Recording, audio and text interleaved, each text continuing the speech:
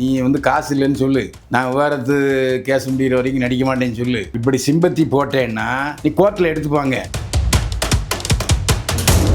இவன் லூஸு, பைத்தியம் பிடிச்சிருச்சு, மனநோயாளி ஆயிட்டான், வெளிநாட்டு போதை மருந்து போதை ஊசியெல்லாம் ஏற்றிக்கிட்டு.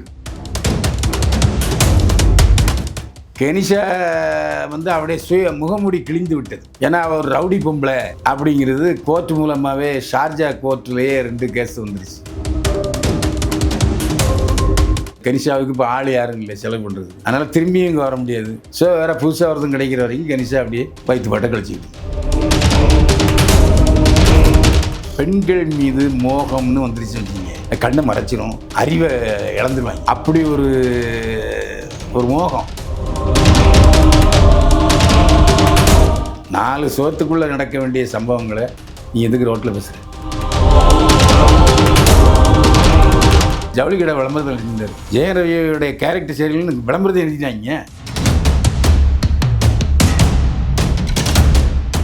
புதிய சிந்தனை நேயர்களுக்கு வணக்கம். இன்றைய சிறப்பு நேர்காணலில் நம்முடன் இருக்கும் சிறப்பு விருந்தினர் மூத்த நடிகர், மூத்த பத்திரிகையாளர் திரு பைல்வான் ரங்கநாதன் அவர்கள். சார் வணக்கம். என்னை வாழ வைத்துக் கொண்டிருக்கும் யூடியூப் சேனல் நேயர்களுக்கு நன்றியும் வணக்கம். ஜெயம் ரவி அவருடைய மனுவை வந்து நீடிக்கணும் அப்படின்னு சொல்லி கேட்டிருக்காரு. என்ன காரணம் சார்? ஜீவனாம்சம் கேட்டு அவருடைய மனைவி ஆர்த்தி கோர்ட்டில் வழக்கு போட்டாங்க. இவர் அந்த ஜீவனாம்சம் கொடுக்கறத விரும்பலை. ஏன் விரும்பலன்னா என்ன அர்த்தம்? கொடுத்தானே ஆகணும். இவர்கிட்ட ஏது காசு இந்த ப்ரொடக்ஷன் இதெல்லாம் ஆரம்பிச்சாரு, கம்பெனிலாம் ஆரம்பிச்சாரு, அதெல்லாம் ஊற்றி முடியாச்சு. கெனிஷா பாதி பணத்தை எடுத்துகிட்டு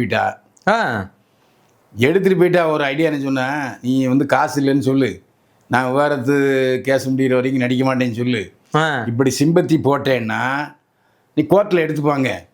கோர்ட்டில் நீ பாவம் ஏழை, ஜீவனாம்சம் தேவைன்னு சொல்லுவாங்க. ஆனால் அவ தப்பாக கைட் பண்ணிட்டா ஜெயம் ரவியை. ஏன்னா கோர்ட்டில் கேஸ் இருக்கும்போது அதை பற்றி வாயே திறந்து பேசக்கூடாது. ஆமாம். இந்த லூஸுக்கு அது தெரியாதா?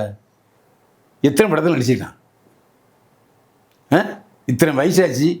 ஏன்னா கோர்ட்டில் கேஸ் இருக்குது. நீ இப்போ அன்னைக்கே நான் சொன்னேன், இவன் லூஸு, பைத்தியம் பிடிச்சிருச்சு, மனநோயாளி ஆயிட்டான், வெளிநாட்டு போதை மருந்து போதை ஊசியெல்லாம் ஏற்றிக்கிட்டு இந்த ஆள் இப்படி லூஸ் ஆகிட்டான், பத்திரிகையாரங்கிட்ட இப்படி பேசியிருக்கவே கூடாது. சரி, பத்திரிகையாரங்கிட்ட பேசினியே, பத்திரிகையாரங்களை ஏதாவது கேள்வி வைக்க ஆரம்பிச்சியா? இல்லை. அதனால் இப்போ கோர்ட்டு என்ன சொல்லிச்சு, அதாவது இடைக்கால நிவாரணம் கேட்டாங்க, இடைக்கால ஜீவனாம்சம். அப்போ இவர் எனக்கு கொஞ்சம் டைம் கொடுங்க அப்படின்னு கோர்ட்டில் கேட்கும்போது, கோர்ட்டில் அதெல்லாம் டைம்லாம் கொடுக்க முடியாது அப்படின்ட்டாங்க. So finish. இடைக்கால ஜீவனாம்சம் கண்டிப்பாக கொடுக்க வேண்டிய சூழ்நிலை வந்து விட்டது. இப்போது ஐயப்பங்கலாம் மாலை போட்டுருக்காரு இல்லையா? ஆமாம். ஸோ தண்ணி அடிக்கலை, ஓரளவு மாமூல் நிலைக்கு திரும்பியிருப்பார்னு நினைக்கிறேன். இப்படிப்பட்ட சூழ்நிலையில் நான் செஞ்சது மன்னிச்சுங்க, நான் மீடியாவில் பேசிடக்கூடாது அப்படி இப்படின்னு சொன்னோன்னே கோர்ட்டு அதை ஏற்றுக்கிடுச்சு. சரி போகிறேன் அப்படின்ட்டு. இந்த மன்னிப்பை அவருடைய மாமியார்ட்டையும் மனைவிட்டையும் கேட்க வேண்டியதுதானே? இல்லை, அவர் தான் டார்ச்சர் பண்ணேன்னு சொல்கிறாரு. அதெல்லாம் சரிங்க, அதை உணர்ச்சி விட்டு வந்து உண்மைதான். ஆனால் அப்படியும் சொல்லியிருக்காரு, தூதர்கள் மூலமாக நான் வந்து மன்னிச்சிங்க, நான் குழந்தைகளுக்காக மறுபடியும் சேர விரும்புகிறேன் அப்படின்னு சொன்னதுக்கு ஆர்த்தி என்ன சொல்லிச்சு, இவன் லூசு போய நம்ப முடியாது, இவன் என்னுடைய உறுதிப்பாட்டெல்லாம் நான் நம்ப மாட்டேன்னு சொல்லிட்டாங்க. ஸோ இப்போ இழுபறியில் இருக்குது. பார்த்தி ஓகே சொன்னால் உடனே சேர்ந்துருவார் ரவி மோகன். வேறு வழி இல்லை, கையில் காசு இல்லை. அப்புறம் இந்த யோகி பாபு படம் பாதியில் இருக்குது, இவர் டைரக்ட் பண்ணி நடித்த படம் பாதியில் இருக்குது. அந்த மட்டும் காசு இருக்குது. கணேசாட்ட சுஜாதா விஜயங்க மட்டும் காசு இருக்குது. ஆமாம். போய் கையில் விழுந்தா சரி மருமகன் போகிறான் அப்படின்ட்டு மாமியார் கொஞ்சம் இறங்க தானே செய்வாங்க. அது அப்படி எதிர்பார்க்கிறாரு ஜெயம் ரவி, ரவி மோகன். இப்போ இதுதான் நடந்துக்கிட்டு இருக்கு. அதனால் சிலர் என்ன சொல்கிறாங்க, சார் சமாதான பேச்சுவார்த்தை நடந்துக்கிட்டு இருக்கு அப்படின்ட்டு சொன்னாங்க. இப்போ கெனிஷா இப்போ விட்டு போயிட்டாரா? அப்படி சார், கெனிஷா வந்து அவருடைய முகமூடி கிழிந்து விட்டது. ஏன்னா அவர் ரவுடி பொம்பளை அப்படிங்கிறது கோர்ட் மூலமாகவே ஷார்ஜா கோர்ட்லேயே 2 கேஸ் வந்துருச்சு. ஒன்று ஒரு விஐபி, பெண் விஐபி கச்சா அமைச்சான்னு பேசியிருக்கா, அந்த மாநகராட்சி எடுத்து போட்டு அது ஒரு $5000 ஃபைனு. அதுக்கப்புறம் ஒரு ஃபங்க்ஷனுக்கு கெனிஷாவை பாடுறதுக்கு கூப்பிட்ருக்காங்க, அதில் தகராறு பண்ணி அது 1,30,30,000 ஃபைனு. ஸோ அந்தமாக இப்போ கனிஷாவுக்கு இப்போ ஆள் யாரும் இல்லை செலவு பண்ணுறதுக்கு. அதனால் திரும்பியும் இங்கே வர முடியாது. ஸோ வேறு புதுசாக ஒருத்தம் கிடைக்கிற வரைக்கும் கனிஷா அப்படியே வயிற்று பாட்டை கழிச்சிக்கிட்டு இருக்கு. இப்போ சென்னையில் இல்லை அவங்க? இப்போ சென்னையில் இல்லை. இல்லை தெரியாது சார், திரு ரவிமோகன் தெரியாதாண்ணா இது மாதிரி பிரச்சனை வரும்? பெண்கள் மீது மோகம்னு வந்துருச்சு வச்சிங்க, கண்ணை மறைச்சிரும், அறிவை இழந்துருவாங்க. அப்படி ஒரு மோகம் அது நிறைய பேருக்கு அது உண்டு. அதாவது மனைவியை விட வைப்பாட்டி நேசிக்கிற நிறைய பேர் இருக்கான். வைப்பாட்டி சொத்துல நீ கொடுத்தவங்களாம் இருக்கான். என்ன பிறகு மச்சனங்கள்லாம் போய் அடித்து துரத்தி வைப்பாட்டியை அப்படி பண்ண கேஸ்லாம் நிறைய இருக்குது. மனைவி அதாவது தனக்கு விரும்பின இன்பத்தை எல்லாம் மனைவியிடம் அனுபவிக்க வேண்டும் ஒரு கணவன். வெளியே எங்கேயோ மேய்ஞ்சிட்டு போ, வெளியே ஹோட்டலில் சாப்பிட்டு போ. ஆமாம். ஆனால் நைட்டு சாப்பிட்ற வீட்டுக்கு வரணுமா இல்லையா? ஹோட்டலே கதின்னு தானே எந்த மனைவி ஒத்துப்பாங்க? வைப்பாட்டி ஒத்துப்பா. இப்போ 2 பேரும் சேர்ந்து மைக்கில் டான்ஸ்லாம் ஆடினாங்க போனாங்க, அதில் வருமானம் வந்திருக்கும், அது வேறு விஷயம். ஆனால் வைப்பாட்டிங்கிறவ தன்னை வைத்திருக்கிறவன்ட்ட காசு இல்லைன்னு படிப்பிடுவாள். கையில் காசு இல்லாதவன் சிவனே ஆனாலும் விரட்டி விட்டுருவாரு. இப்போ ரவிமோகன் காசு இல்லாமல் டக்குன்னு எஸ்கேப் ஆகிட்டா. அதனால் அவருக்கு கொஞ்சம் புத்தி தெளிஞ்சிருக்கு. போதை தெளிஞ்சதன் காரணமாக புத்தி வந்திருக்கு. இப்போ சேருவாங்களா எப்படி சார்? ஆர்த்தியும் வாய்ப்பு இருக்குது, பார்ப்போம். ஏன்னா இவரும் மனம் தெளிஞ்சது அவங்க ஏற்றுக்கணும், அதெல்லாம் இருக்குல்ல. 2வது சுஜாதா விஜயகுமாரோ ஆர்த்தியோ இவரை பற்றி எந்த தப்பாக பேசலை.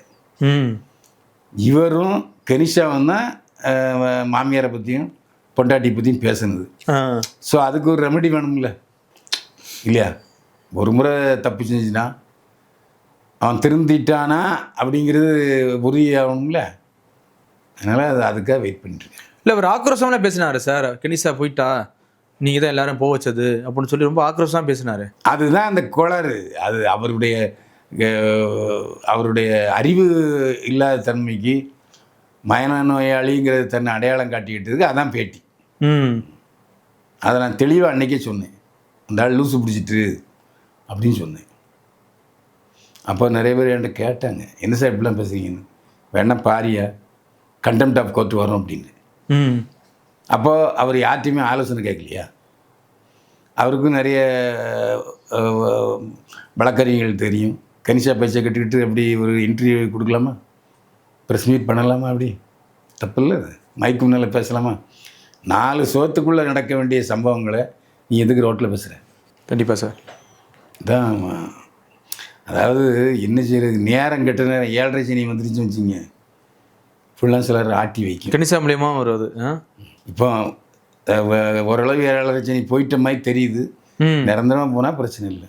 இப்போ இதனால கேரியர் காலி ஆயிடுச்சுல சார். இப்போ ஜெயம் ரவி அதனால தாங்க சொல்கிறேன், வாய்ப்பு இருக்கா எப்படி சார்? இப்போ ஏங்க இப்போ பேசுனவங்கலாம் சொல்லுவாங்க, இப்போ ஐயோ டிவோர்ஸ் ஆனவன் எவனுமே தமிழ் சினிமாவில் சஸ்டெயின் ஆனதில்லை, எல்லாம் ஃபெயிலியர் ஆகியிருக்கான், வேண்டான்னு சொல்லியிருப்பான். அதனால் கெட்ட பின்பு ஞானி அப்படிங்கிற மாதிரி அவர் எல்லாம் இழந்துட்டதுக்கப்புறம் ஞானியாகி சரி திருந்துறதுக்கான வாய்ப்பு வரும். இனிமேல் ஹீரோ கிடைக்காது, வில்லன் கிடைக்கலாம், அண்ணன் கேரக்டர் கிடைக்கலாம், அப்பா கேரக்டர் கிடைக்கலாம், அப்படி தான் போகணும். ஆல்ரெடி வில்லன் கேரக்டர் பண்ண ஆரம்பிச்சிட்டாரு. ஆமாம். அதனால் அதுவும் இப்போ ஜெயம் ரவி ஒரு ஜவுளி கடை விளம்பரத்தில் நடிச்சிருந்தார். ஜெயம் ரவியோடைய கேரக்டர் சரியில்லைன்னு விளம்பரத்தை எழுதிட்டாங்க. ஐயோ அவனை எங்கேயா போட்டுருக்கீங்க, அந்த ஆள் இப்போ கடை வியாபாரம் போனேன்ட்டு விளம்பரத்தையே நிறுத்தி விட்டார்கள். இல்லை இது நெகட்டிவாக இருந்தாலும் ப்ரொமோஷன் தானே சார்? எது ப்ரொமோஷன்? இப்போ நெகட்டிவாக இப்போ ஜெயம் ரவி நெகட்டிவாக பண்ணாலும் ப்ரொமோஷன் தானே அது? இல்லை, கடைக்கு வர்றவங்க நீ ஒரு கேரண்டி கொடுக்குற, இந்த கடைக்கு போ நல்ல விஷயங்கள் கிடைக்குன்னா நீ நல்லவனா இருக்குங்கள. நீயே ஸ்ரீலோவில் இருந்தால் நீ சொல்கிறது எப்படி ஜனங்க ஏற்றுப்பாங்க? கண்டிப்பாக சார். ஆர்த்தியும் ஜெயம் ரவியும் விரைவில் ஒன்று சேரலான்னு எதிர்பார்க்கலாம். ஒன்று சேரணும்னு நாம் நேயர்கள் நம்முடைய சேனல் விரும்புகிறது. கண்டிப்பாக சார். இப்போ தமிழ் சினிமாவில் பார்த்தீங்கன்னா இப்போ இங்கே எல்லாம் நடித்து சம்பாரிச்சு எல்லாருமே துபாயில் போய் செட்டில் ஆரம்பிச்சிட்டாங்க. நடிகைகள் உட்பட இன்றைக்கி பல இசையமைப்பாளர் இன்றைக்கி போய் துபாயில் செட்டில் ஆகிட்டாங்க. என்ன சார் காரணம்? ஆரம்பத்தில் அவர் இஸ்லாமியர் என்ற காரணத்தினால ஏஆர் ரஹ்மான் அங்கே தான் மியூசிக் போடுறார்.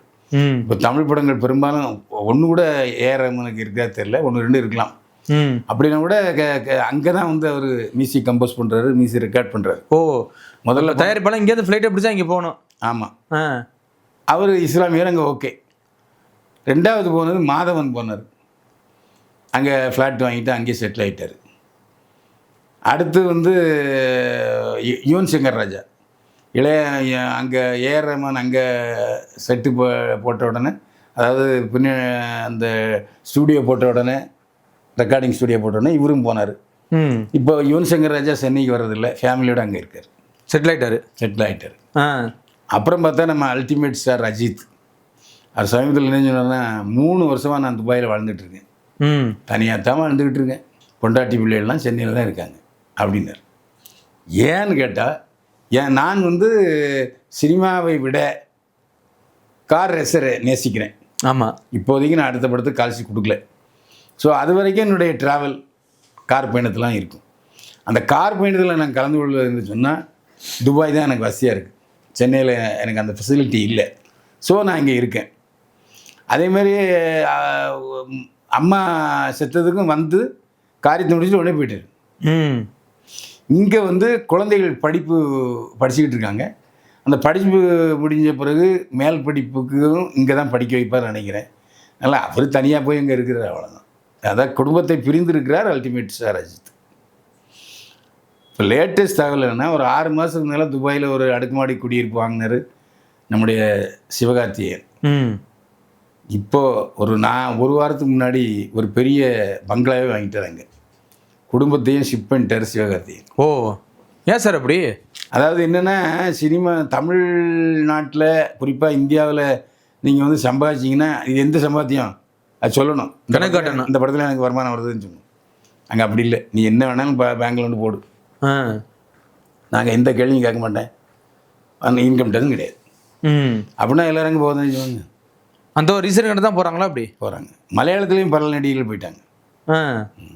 நான் கோரிக்கை வைக்கிறேன்னா, ஏப்பா தமிழ் படத்தில் இசையமைக்கிறேன், தமிழ் படத்தில் நடிக்கிறீங்க, தமிழர்களுடைய காசு வேணும், 300 ரூபா டிக்கெட் போட்டேன்னா அந்த காசு உனக்கு வேணும்ல. அப்போது உனக்கு வருமானத்தை தருகிற தமிழர்களுக்கு நீ துரோகம் பண்ணலாமா? அந்த வருமானத்தை இங்கே தானே மறுபடியும் நீ வந்து, அதாவது ஒரு வயலில் வந்து நீ உரம் விட்டு போட்டேன்னா முதல் அறுவடை முடிஞ்சதும் மறுபடியும் அந்த வயலில் தானே அறுவடை பண்ணணும். நீ வேறு நாட்டுக்கு போகணுன்னு என்ன அர்த்தம்? அது தப்பு. தயவுசெய்து நீங்கள் தமிழ்நாட்டிலே சம்பாதிக்கிறீர்கள், தமிழ்நாட்டில் நீங்கள் சம்பாதிச்சதை விதைங்க, அப்படித்தான் நம்ம கோரிக்கை. கண்டிப்பாக சார், தொடர்ச்சியாக சந்திப்போம். மிக்க நன்றி சார். மீண்டும் சந்திப்போம். வாழ்க வளமுடன்.